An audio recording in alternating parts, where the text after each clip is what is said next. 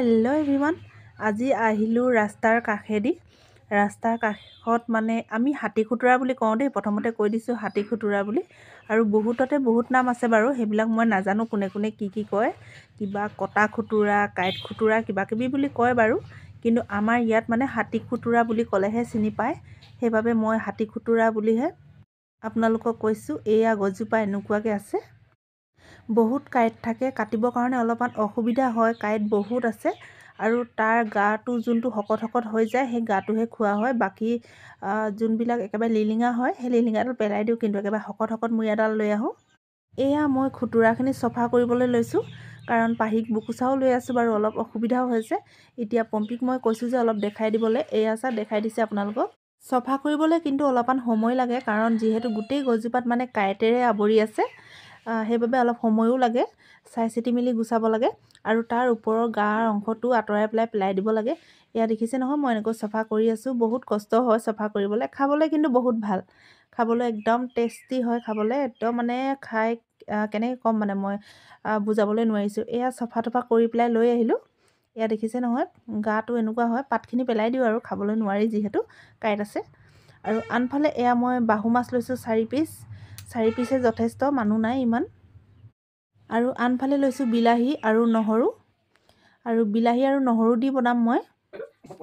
আনফালে কেৰাহী গৰম হৈ গ'ল, তাতে মই মাছকেইপিচ প্ৰথমতে মই ফ্ৰাই কৰি ল'ম। এয়া মাছকেইপিচ মই প্ৰথমতে ফ্ৰাই কৰি লৈছোঁ। এয়া এটা ছাইডে সিজি গৈছে আৰু এতিয়া মই আন এটা ছাইডে সিজাই ল'ম। এয়া দেখিছে নহয়, তেলখিনি একেবাৰে গৰম আছিল, সেইবাবে মাছকেইপিচ লাগি ধৰাও নাই।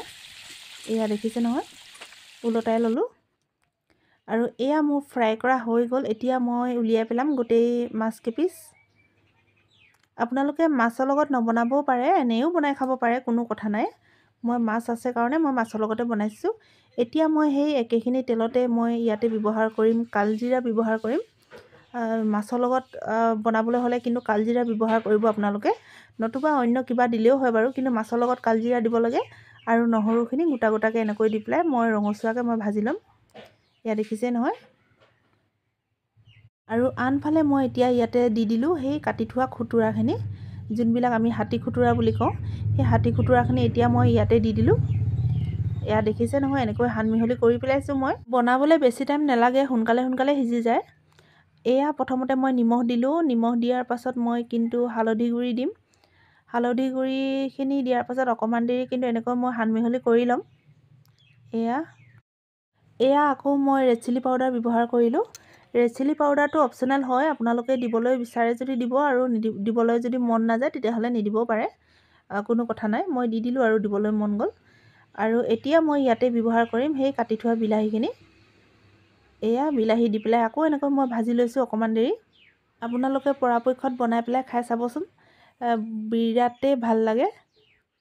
এয়া ফ্ৰাই কৰা মোৰ হৈ গৈছে আৰু। আকৌ বেছি দেৰি ফ্ৰাই কৰিলেও খাবলৈ বেয়া লাগে, সেইবাবে মই ইয়াতে নৰ্মেল পানী ব্যৱহাৰ কৰিলোঁ। গৰম পানী দিয়া নাই, কিন্তু মই নৰ্মেল পানীহে দিছোঁ।